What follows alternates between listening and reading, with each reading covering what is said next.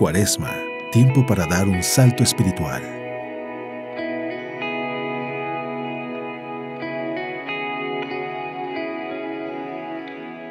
Bueno, vamos al coronavirus. Hoy sábado, 21 de marzo.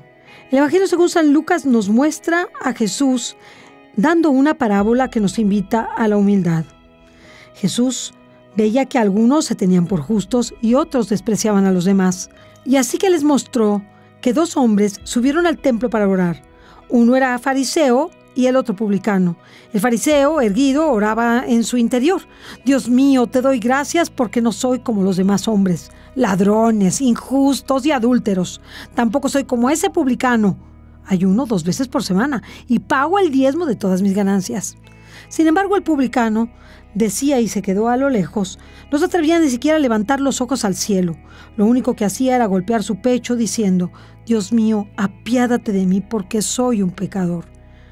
Yo les aseguro, les dijo Jesús, que este último bajó a su casa justificado y aquel no. Porque todo el que se enaltece será humillado y el que se humilla será enaltecido. Jesús nos invita a la humildad. Muchas veces no nos damos cuenta del gran beneficio que tiene ser humilde. La humildad es la virtud, en virtud de la cual nosotros reconocemos ante Dios y los demás nuestro valor. La humildad es la verdad.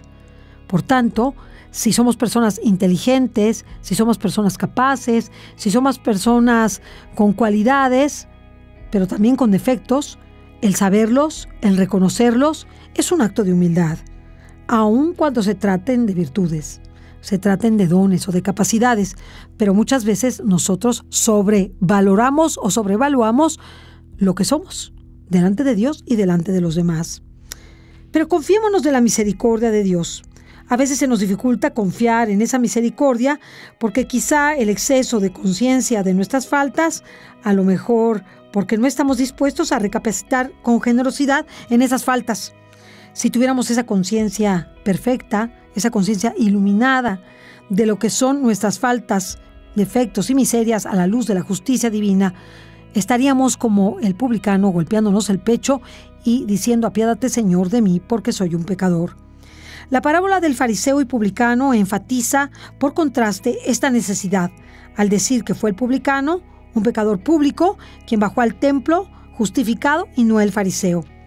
Es claro que Dios no condena las buenas obras del fariseo, así como tampoco aprueba la conducta del publicano.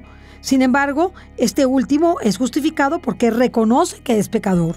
En cambio, el otro, pues, no se reconoce pecador, se considera más que todos, desprecia a los demás y, por tanto, no sale justificado porque no le pide perdón a Dios de aquello en lo que ha fallado.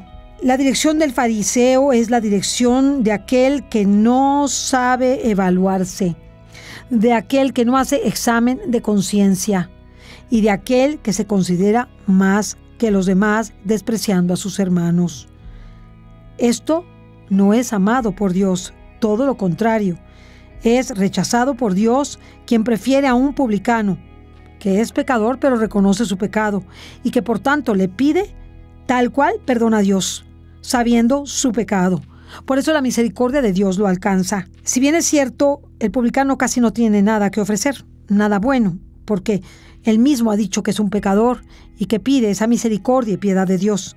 Sin embargo, Dios, al ver su actitud humilde, al ver su actitud de reconocimiento de sus faltas, llega a él para ayudarlo. En cambio, el otro se vanagloria de todo. Si hace ayuno, si del diezmo, si no es pecador como los otros, que es algo que tampoco él sabe. Si somos más pecadores o menos pecadores que los demás, no lo podemos saber, solo Dios lo sabe. Y tampoco puedo saber si los demás son más malos y yo más bueno, o yo soy más malo y los demás más buenos. Eso tampoco lo puedo saber. Eso solamente lo puede conocer Dios. Por eso Jesús está mostrándonos cómo debemos comportarnos ante Dios para ser considerados dignos de misericordia. Si nos preguntáramos en esta Cuaresma, ¿en qué nos edifica la actitud del publicano? ¿A qué nos compromete en esta Cuaresma? Quizás sería un momento importante para poder estimar, 1, en dónde me encuentro espiritualmente, dentro de los mandamientos, cuáles son los que no cumplo o cumplo mal. Segundo, dentro de las obligaciones de Estado, como padre, como madre, como esposo, como esposa, como hijo, como hija, como profesional, ¿dónde me encuentro? Si tengo faltas en todo esto, según mi condición y dirección y mi estado civil, ¿cuáles son esas faltas? Tercero, una vez hecho este examen de conciencia, ver en qué virtudes fallo, cuáles son las virtudes que me cuestan más trabajo vivir y cuáles son los pecados capitales que vivo continuamente y que ni siquiera me percato de ellos. Cuáles son los pecados veniales que cometo habitualmente y los dejo pasar porque son veniales.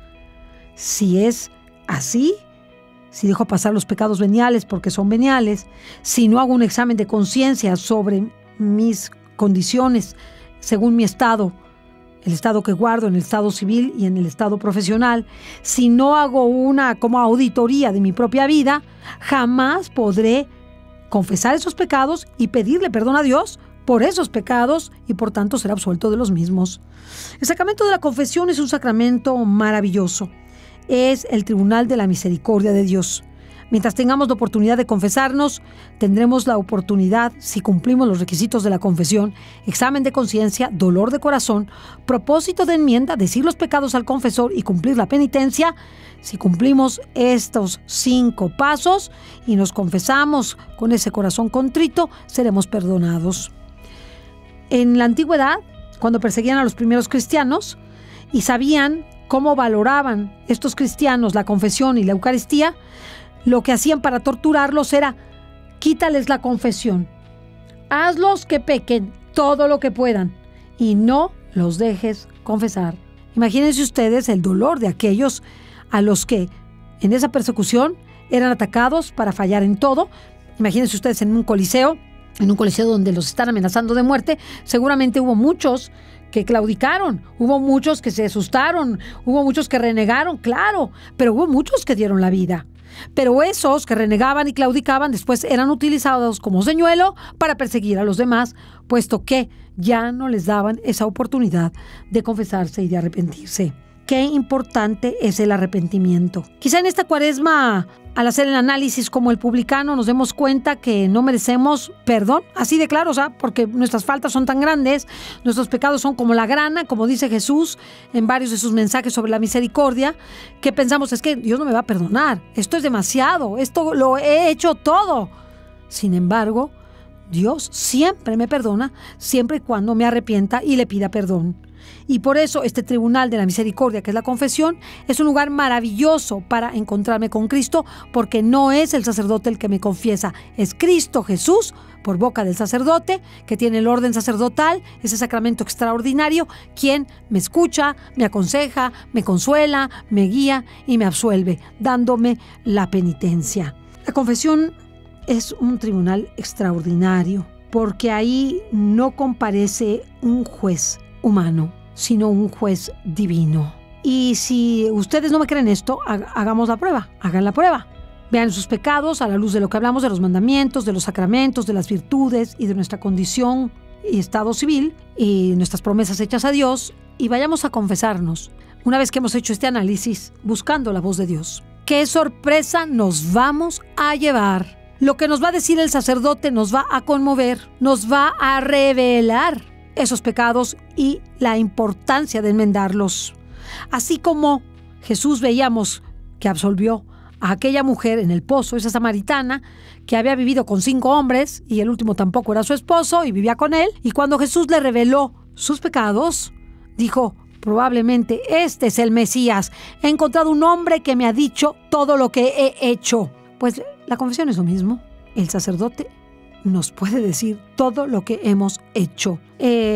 San Pío de Pietrelcina, el Padre Pío, cuando se confesaban con él, ya después de que terminaban la confesión, les decía: te falta este y este pecado. Y otras veces les decía: vete de aquí, eres un cara dura, eres un hombre mentiroso. Di ese pecado de adulterio en el que estás sumergido. Di esa falta que no has dicho. Fuera de aquí, no estás arrepentido. Y los mandaba a volar para que se arrepintieran, y ellos, con la gracia que tenía el Padre Pío ganada por sus sufrimientos, daban vueltas y vueltas y vueltas al lugar donde el Padre los había confesado y regresaban con el Padre Pío a recibir la absolución llorando, arrepentidos y reconociendo su pecado. Pues bien, hagamos un esfuerzo por reconocer nuestros pecados, siempre hacerlo antes de comulgar, por ejemplo, o en la comunión. Señor, soy un pecador, perdona mis faltas, perdóname. Soy miserable, pero vengo aquí a decirte que te amo.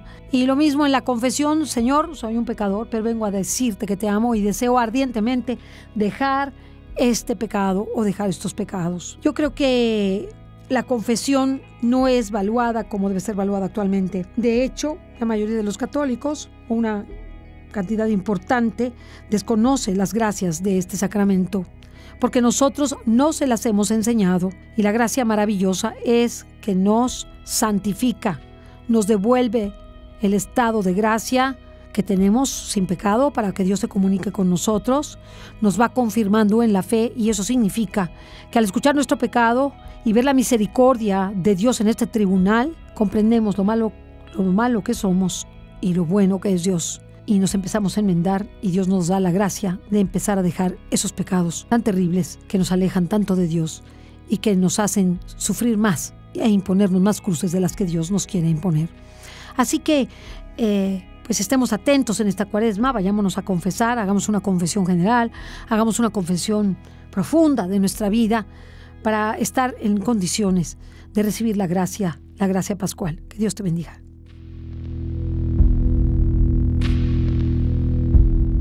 Cuaresma, tiempo para dar un salto espiritual.